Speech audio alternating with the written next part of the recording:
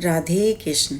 मन के निग्रह पर अपना लक्ष्य केंद्रित करता है, क्योंकि हमारी सामान्य स्थिति में हम हमारे तरंगी विचार, इच्छाओं तथा मन की रुचियों के गुलाम होते हैं। हम किसी बात के बारे में सोचते हैं और तुरंत ही हम ऐसा करना चाहते हैं, किंतु भागवतम में कहा गया है कि ध्यान करने वाले को मन का निग्रह करना आवश्यक है।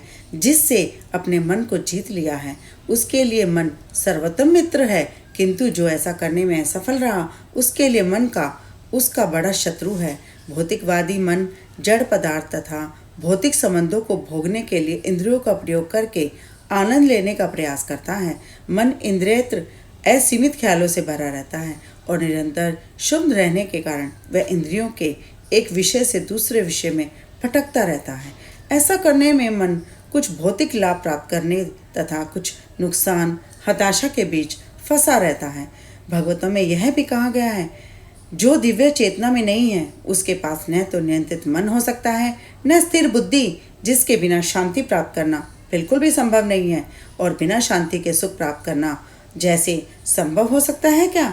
हरे कृष्ण मंत्र का जाप करने से हम मन को नियंत्रित कर सकते हैं, न कि मन हमें नियंत्रित करे। मंत्र शब्द मन का अर्थ है मन और तत्व उद्धार करना। इस प्रकार मंत्र दिव्य ध्वनि है, जिसमें मन को भौतिक बंधनों से मुक्त करने की शक्ति है। श्री भागवतम में यह बताया गया है कि हमारा भौतिक क्रियाकलापों में लगे रहने का प्रारंभ भौतिक ध्वनि से हुआ है।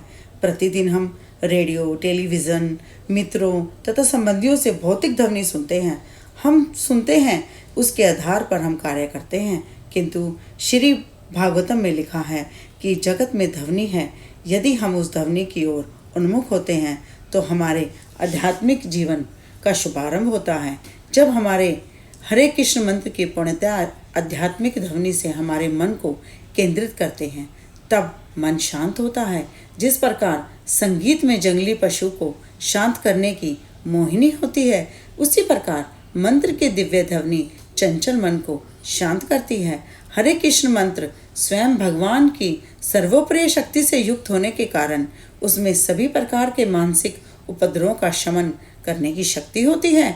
जिस प्रकार एक तालाब शुद्ध नहीं होता तब उसका जल पारदर्शी होता है, उसी प्रकार जब हमारा मन भौतिक इच्छाओं की तरंगों के कारण शुद्ध नहीं रहता, तब हमारी मानसिक अनुभूति स्पष्ट तथा शुद्ध बनती है।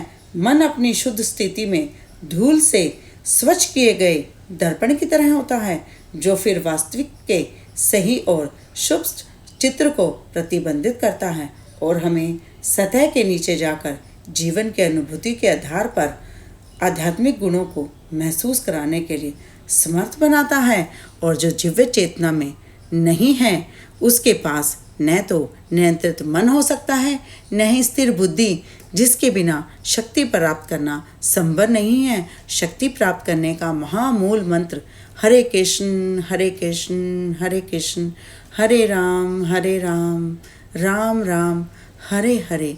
हे पार्थ, मन की शांति से आप किसी पर भी विजय पा सकते हैं। श्री कृष्ण ने अर्जुन से कहा भागवतम में। बोलो राधे कृष्ण।